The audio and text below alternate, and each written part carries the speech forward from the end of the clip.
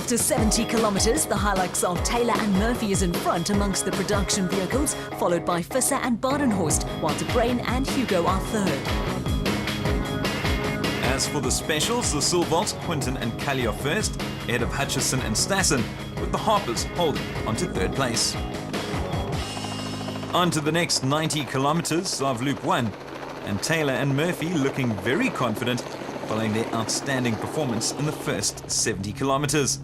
They've had a slow start to the championship, but there's no doubt that the pressure is on Toyota to deliver following their fantastic season last year.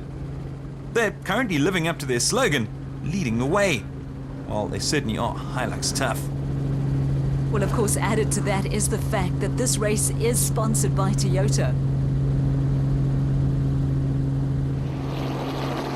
These two have had an anything but slow start to the Donaldson Cross Country Championship.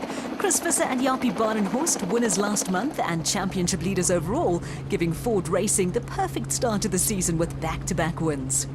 Speaking of perfect, what better footage than this from the chopper and giving you the perfect viewpoint of exactly what the drivers experience over at Eston. Plenty of sugarcane, and I tell you what, it's proving to be very tricky for Visser and Badenhorst. They look to be struggling, looking completely lost amongst all the sugarcane. But it looks as if they may get things back on track, and there they are, off once again.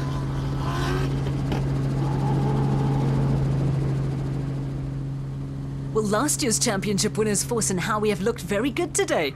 They're just behind De Bruyn and Hugo, who of course were fastest in the prologue. Well, they're not very fast now, slowing down as the Castrol Toyota pair take over for third position. We saw the specials dominate the prologue, only for the production vehicles to get their own back on day two. But it doesn't look to be the case here, and more problems for De Bruyn and Hugo as Hutchison and Stassen go past them. Well, we're running good, but unfortunately we broke the right front steering arm. And that was it. That was a race called. But at least we enjoyed it till it lasted.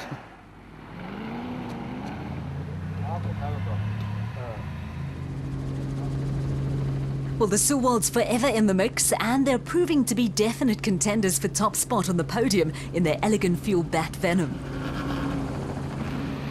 Just behind them, the Motorrad Racing Bat Venom of Nick and Ryan Harper.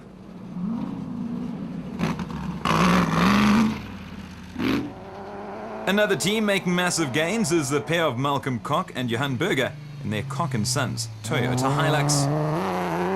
I just love the way those spectators all look like meerkats, all turning their heads in unison.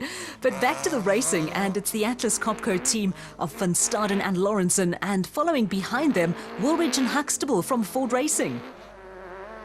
The Good Samaritans, Yanni Visser and York LaRue in their Toyota Hilux. Looking closely, you can see they haven't even removed the tow rope, which they used to help out Berthold and Rousseau earlier.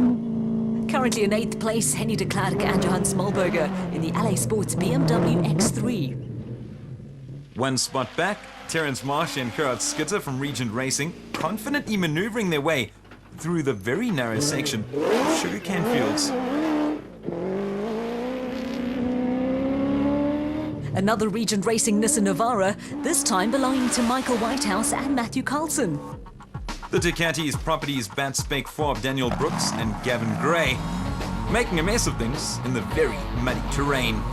The other Sewolds team, which we haven't seen much of, Herman and Wichert in their elegant fuel striker. Dad Herman behind the wheel with his son Wichert directing matters. And so we have the first car through Loop 1, and it's the Team Castrol Toyota pair of Anthony Taylor and Dennis Murphy. The DSP a welcome sight after some difficult racing. The duo lead the field with the time of 3 hours, 14 minutes and 32 seconds, 16 seconds clear of Visser and Badenhorst from Ford Racing Ford, while the other Toyota pair of Foss and Howie are third, 47 seconds off the pace.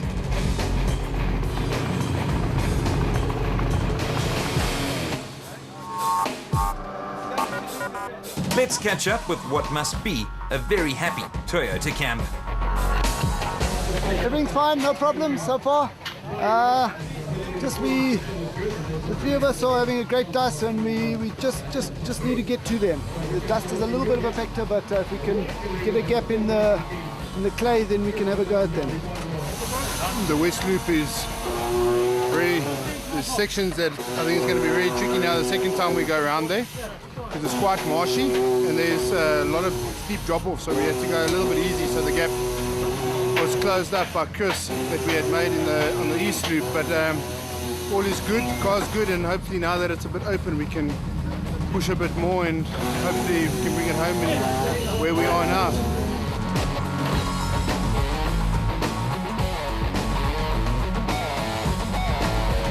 Well, sandwiched in the middle of the two Hiluxes, Visser and Badenhorst. We have a nice cat and dog fight in front. So yeah, I must say the two Toyotas are going lekker, and we also we were leading, and then Anthony passed us.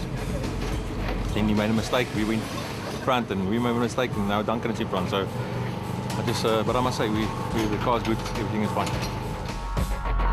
The morning definitely dominated by the production vehicles so far, with the first of the specials coming through a good 4 minutes later.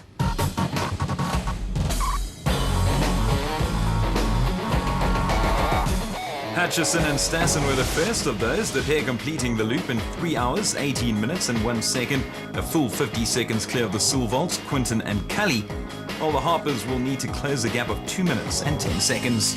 On to loop 2, and there's no wasting any